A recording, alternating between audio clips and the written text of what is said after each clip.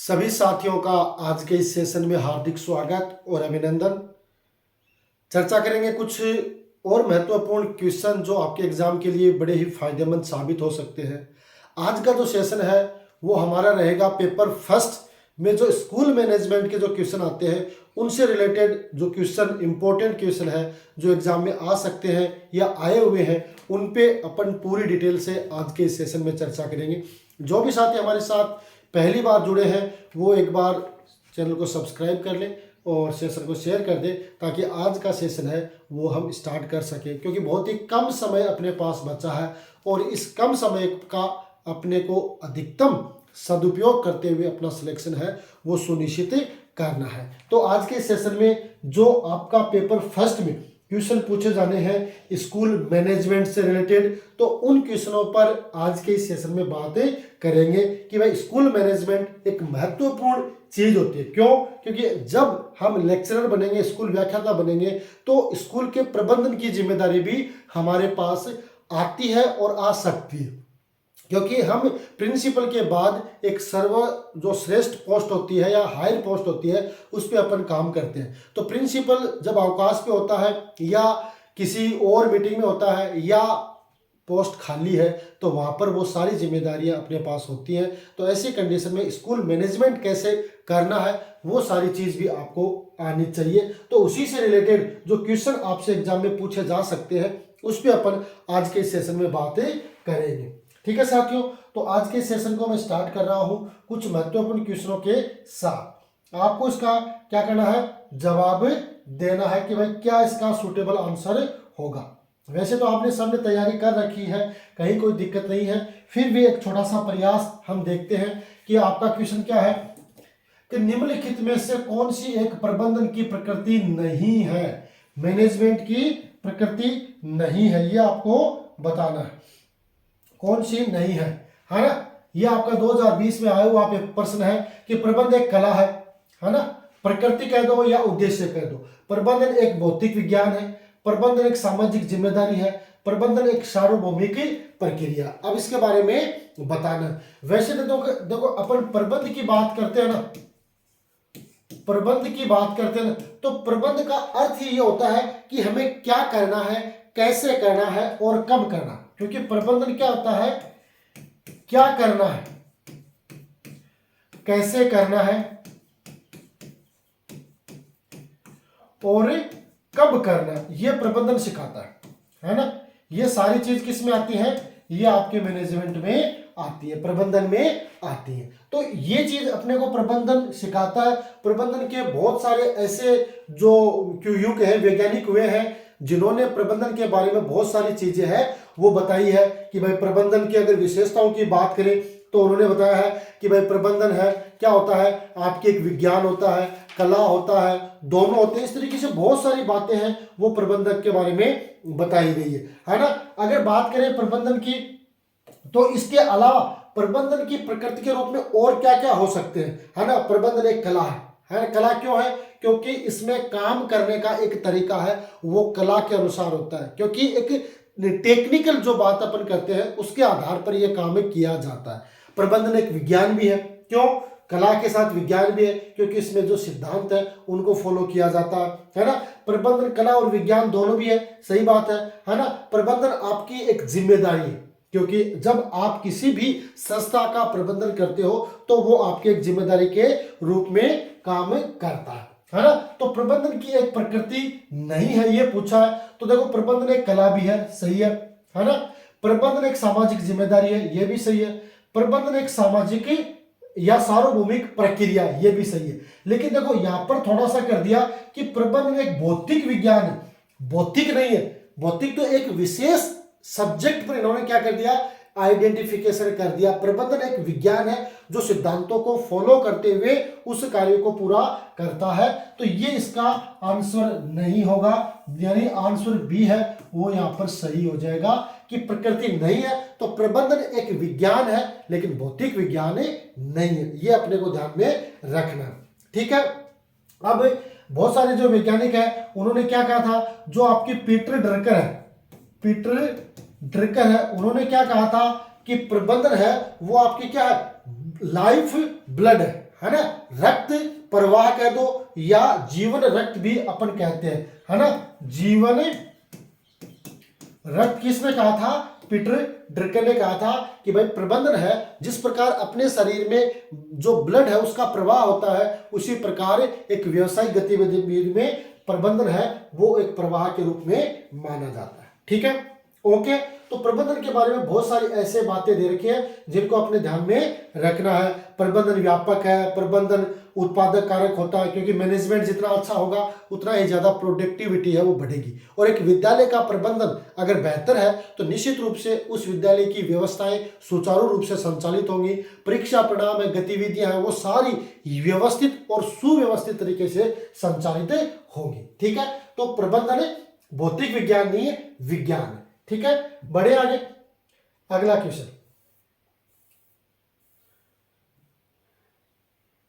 फिर वैसा ही क्वेश्चन है क्योंकि बार बार रिपीट होके आ रहे हैं ये क्वेश्चन है ना। थोड़ा बहुत इसमें चेंज किया गया है कि निम्न में से कौन सी प्रबंधन की प्रकृति नहीं है। लगभग सेम है, 2021 में आया हुआ प्रश्न है, यानी इसका मतलब है प्रश्न रिपीट भी होते हैं। अगर हमने पुराने क्वेश्चनों को हल कर रखा है तो उसका बेनिफिट अपने को मिलता है। तो प्रबंधन मानव संसाधन क्रियान्वयन की सार्वभौमिक प्रक्रिया है।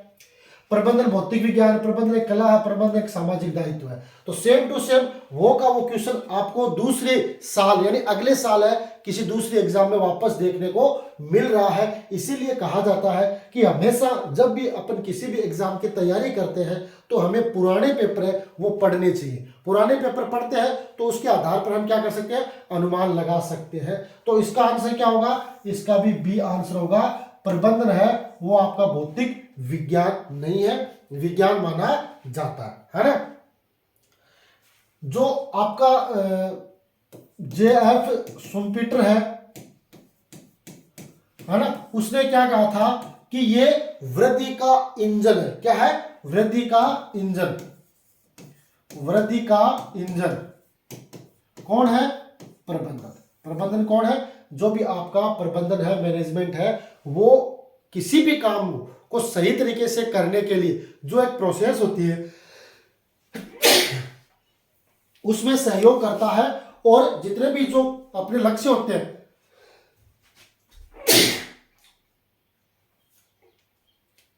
उनको पूरा करने में सहयोग देता है। तो वृद्धि का इंजन भी किसको माना गया है? आपके प्रबंधन को माना गया है।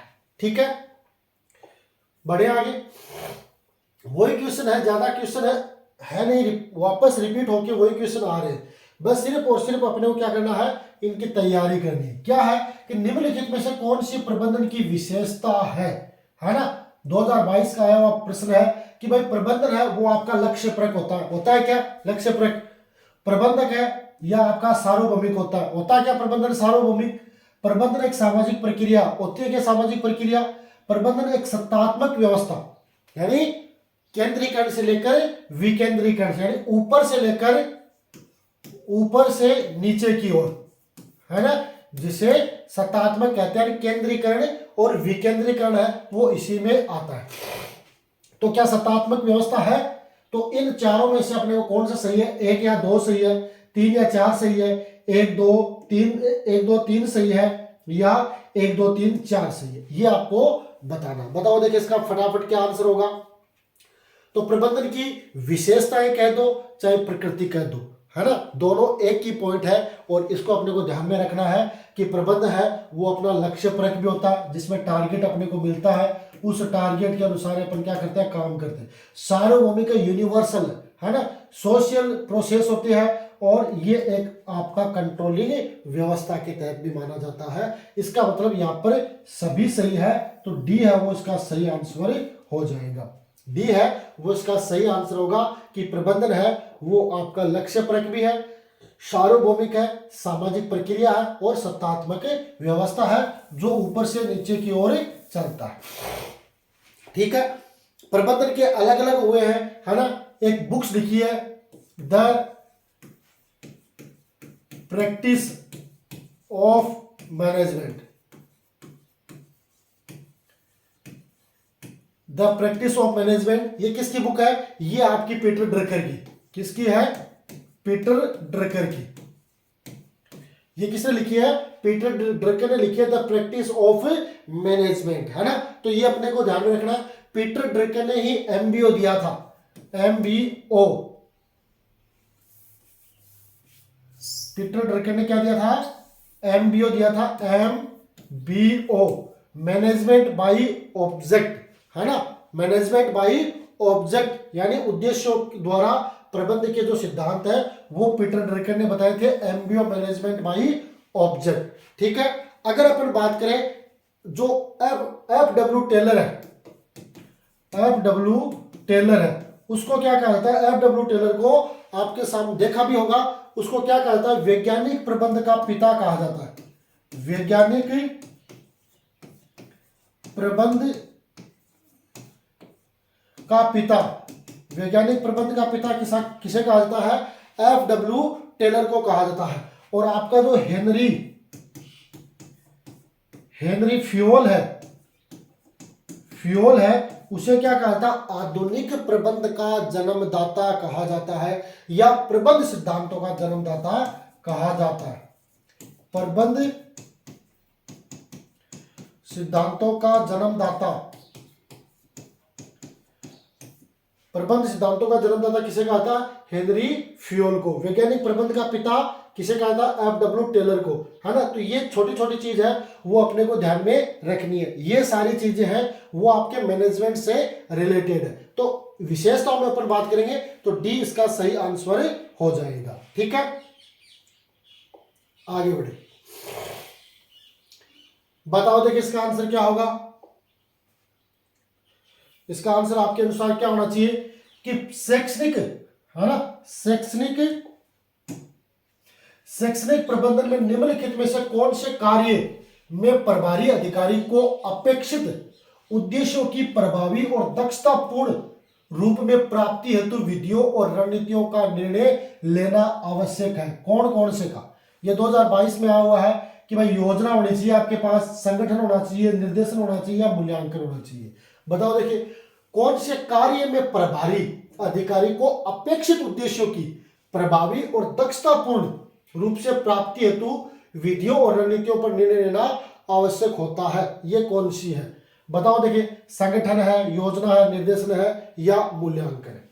बताओ देखो, योजनाओं में क्या होता है, किसी भी काम को करने की पूर्व प्लानिंग होती है, एक व्यवस्थित तरीके से उस काम को करना है, जिसे अपन योजना को क्या कह सकते हैं, नियोजन भी कह सकते हैं, है ना। क्या कह सकते हैं, नियोजन, प्लानिंग भी कह सकते हैं। तो ये होता है नियोजन। संगठन क्या होता है कि योजनाओं की क्रियान्विति के लिए जो सहयोग जिसके द्वारा प्राप्त होता है वो आपका संगठन होता है, और संगठन है वो उद्देश्य प्राप्ति के लिए काम करता है।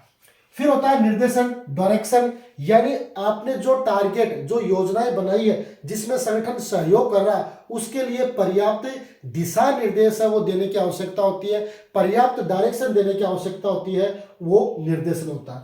और उसके बाद होता है वैल्यूएशन, मूल्यांकन। सबसे लास्ट में जो काम हमने निर्धारित किया था कि ये काम अपने को करना, और उस काम को हमने कहां तक अचीव कर लिया, ये किया जाता है मूल्यांकन में, है ना। तो मूल्यांकन निर्धारित उद्देश्यों प्राप्तियों को किस सीमा तक आपने प्राप्त कर लिया है, ये काम है मूल्यांकन का, है ना। तो इसमें आपकी अपेक्षित प्रभावी और दक्षतापूर्ण प्राप्तियों के लिए अपने पास क्या होनी चाहिए, योजना होनी चाहिए, क्योंकि जब तक अपने पास योजना नहीं होगी तो हम किसी भी लक्ष्य तक नहीं पहुंच सकते।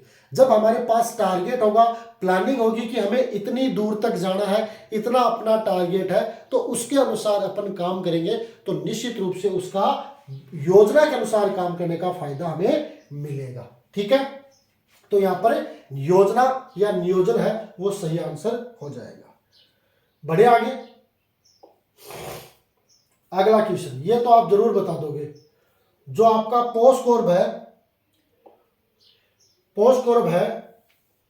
है ना, प्रबंधन का जो पोस्टकॉर्प है, सूत्र निम्न किसके द्वारा दिया गया। ये 18 में आया प्रश्न है, हेनरी फ्योल ने दिया है, लूथर गुलिक या उर्विक ने दिया, जॉर्ज आर टेरी ने दिया है, आर.सी. डेविस ने दिया। बताओ देखिए किसने दिया, किसका इसका सही आंसर आ रहा है। बताओ देखिए फटाफट, किसने ये सही आंसर दिया है।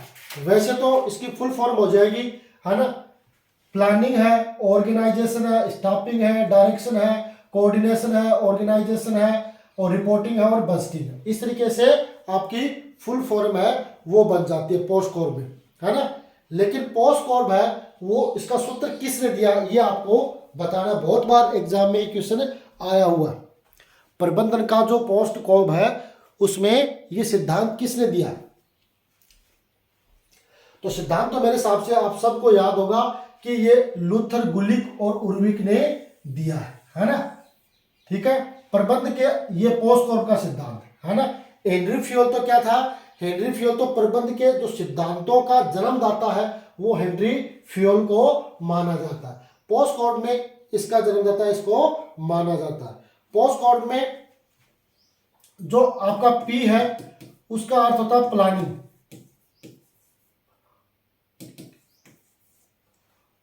है ना। पी का प्लानिंग, ओ का क्या होता है भाई, संगठन होता है ना, तो ऑर्गेनाइजेशन,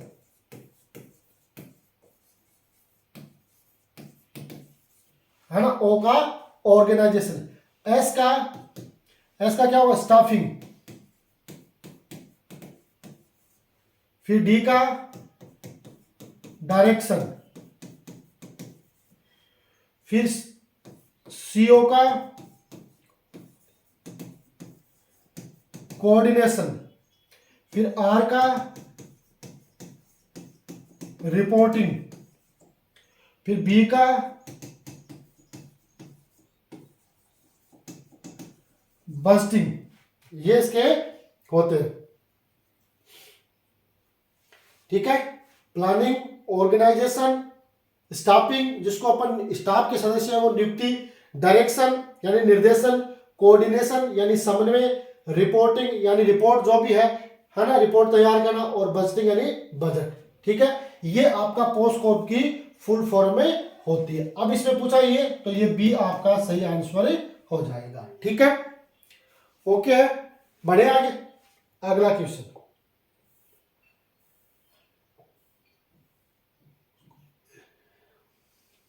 देखो, फिर आपके सामने आ गया इसी से रिलेटेड जो मैंने अभी आपको बताया था, उससे रिलेटेड ही आपके सामने क्वेश्चन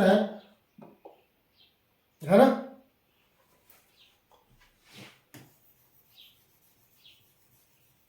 उसी से रिलेटेड है, बताओ देखिए इसका आंसर क्या होगा, फटाफट इसका आंसर बताओ देखिए। कि शैक्षणिक प्रबंधन और प्रशासन के लिए लूथर गुलिक द्वारा प्रदत्त सूत्र पोस्ट कॉर्प में अक्सर डी का अर्थ क्या है, 2020 में आया हुआ है। यानी प्रारूप, डिजाइन, वितरण डिस्ट्रीब्यूशन, निर्देशन डायरेक्टिंग, और विकासशील यानी डेवलपिंग। बताओ देखिए इसका सही आंसर क्या होगा। अभी मैंने पिछले में ही आपको पोस्ट कॉर्प की फुल फॉर्म बताई है कि भाई फुल फॉर्म क्या होती है, और उसी में मैंने आपको बताया था डी का मतलब होता है आपका निर्देशन डायरेक्टिंग। तो इसका आंसर क्या होगा, सी है, वो यहां पर सही आंसर हो जाएगा। ठीक है, आगे बात समझ में, बताओ देखिए समझ में आई कि नहीं आई, है ना। हेनरी फ्योल के द्वारा बहुत ही कई तरीके के जो सिद्धांत है उनके द्वारा उनको दिए गए हैं। एक उसका पी और ट्रिपल सी वाला भी सिद्धांत है, वो भी आपका हेनरी फ्योल द्वारा ही दिया गया है ना। तो पोस्ट कॉर्प में डी का डायरेक्टिंग या निर्देशन इसका अर्थ हो जाएगा। ठीक है, बढ़े आगे। अगला क्वेश्चन बताओ देखिए इसका क्या आंसर होगा। कि निम्नलिखित में से कौन सा हेनरी फ्योल द्वारा दिए गए प्रबंध के कार्य में समाहित नहीं है ना। योजना निर्माण, संगठन, समादेश और बजट निर्माण। बताओ देखिए हेनरी फ्योल द्वारा दिए गए प्रबंध के कार्य है वो उन्होंने 5 बताए। क्या क्या बताए हैं, पी ओ ट्रिपल सी, है ना। पी ओ ट्रिपल सी ये 5 है, वो हेनरी फ्योल ने प्रबंध के कार्य बताए हैं, है ना। आपकी पी का अर्थ हो जाता है प्लानिंग। पी का अर्थ क्या हो जाएगा आपका, प्लानिंग। फिर आपका ओ, तो ओ का मतलब ऑर्गेनाइजेशन, तो ऑर्गेनाइजेशन, है ना। फिर आपका सी, सी का मतलब वही आपका क्या होगा, कमांडिंग, है ना। तो कमांडिंग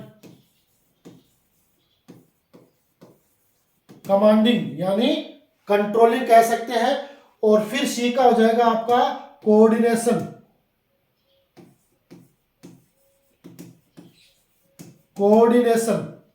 और फिर सी का आ जाएगा आपका क्या, आपका आ जाएगा कंट्रोलिंग,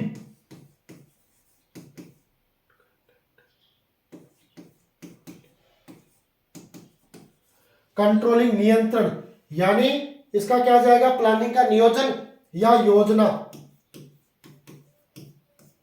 इसका आ जाएगा आपका संगठन, कमांडिंग यानी कमांडिंग का निर्देशन,